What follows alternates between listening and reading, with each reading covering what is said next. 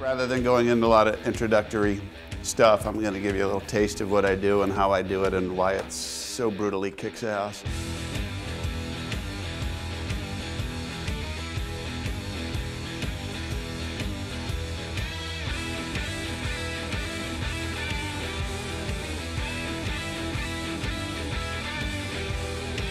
The most simple mathematical formula I know goes like this. No story equals no demand.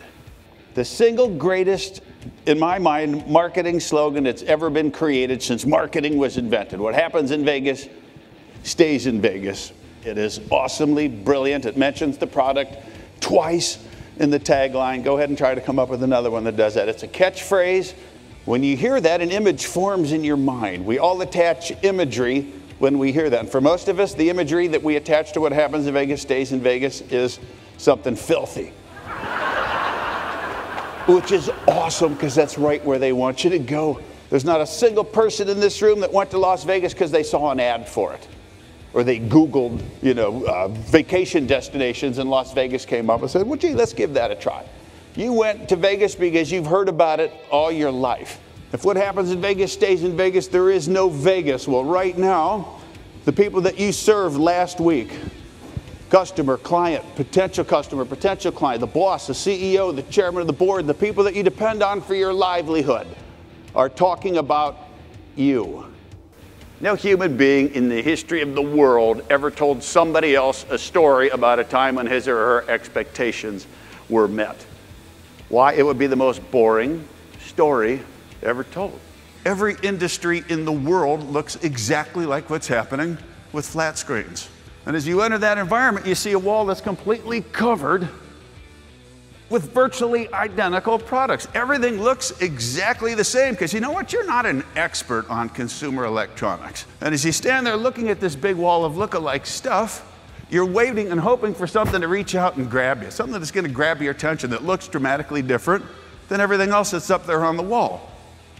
But nothing like that happens, because every TV on the wall has the exact same image projecting from it. And every single one of these TVs in the upper right-hand corner is going to have a price tag that's almost virtually identical to the one that's right next to it. They're all $500. The next thing you begin noticing is that on the lower bar of every TV, where that badge is, where the manufacturer's name is, you can't find a single brand name that you don't recognize. Any one of you in the room right now could, in 30 seconds, spew out the name of at least 10 companies in that industry. Well, we fell into the commodity trap of using the same language and the same go-to-market stuff as our competitors. We killed ourselves. We made ourselves totally non-competitive, because everybody that we competed against sold products that looked just like ours for a lower price. We determined at the motor company that we could change the narrative, or if we could change the narrative, what people say about us to other people.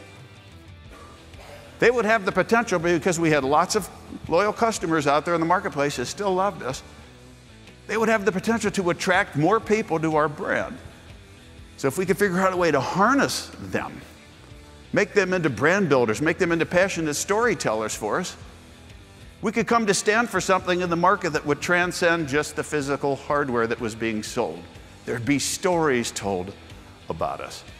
Unless we can get people to talk about us and recommend us, the people that we serve, the people that we delight, the people that we depend on for our livelihood, unless we can get people to speak positively of us, to bring us potential new business and talk about us the way we wish to be described, we're always going to be the same as everybody else. So you never want the relationship that you have with a customer to be based on the product. You want the relationship to be human.